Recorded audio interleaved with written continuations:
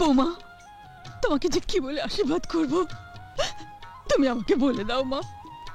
আশীর্বাদ করুন আমি যেন আপনার মতো হতে পারি, সব দুঃখ কষ্টকে যেন হাসি মুখে মেনে নিতে পারি, আপনার মতো স্নেহময়ী মা হতে পারি।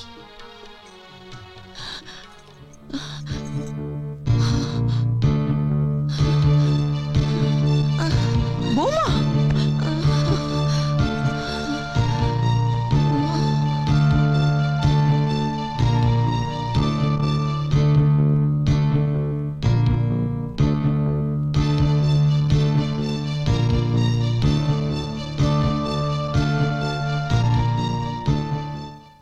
আপনার ধারণাই ঠিক, আপনার বৌমা মা হতে চলেছেন।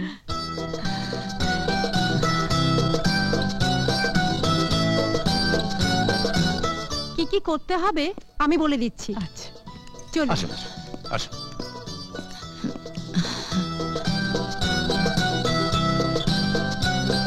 বৌমা, তুমি আমার কাছে আশীর্বাদ চেয়েছিলে যেন আমার মতো মা হতে পারো।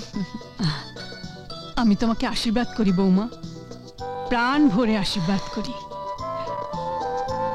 তবে এবার কিন্তু তোমাকে ছুটি নিতে হবে।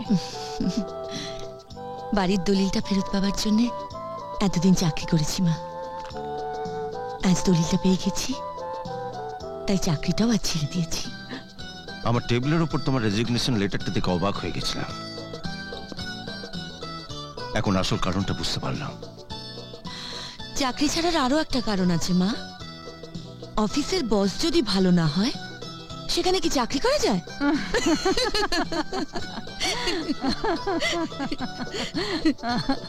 খোকা, আজ আমার ঘরের লক্ষ্মী দুটো সুখবর নিয়ে এসছে।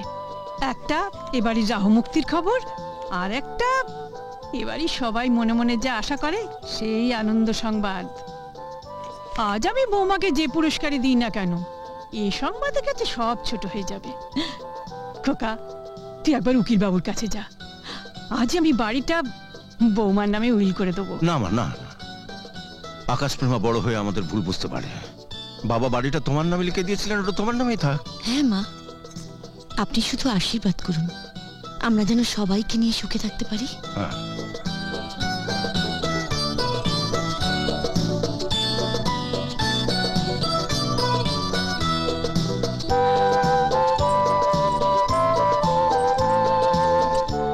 বাবা বাড়ি বন্ধক রেখে টাকা ধার নিয়েছিলেন।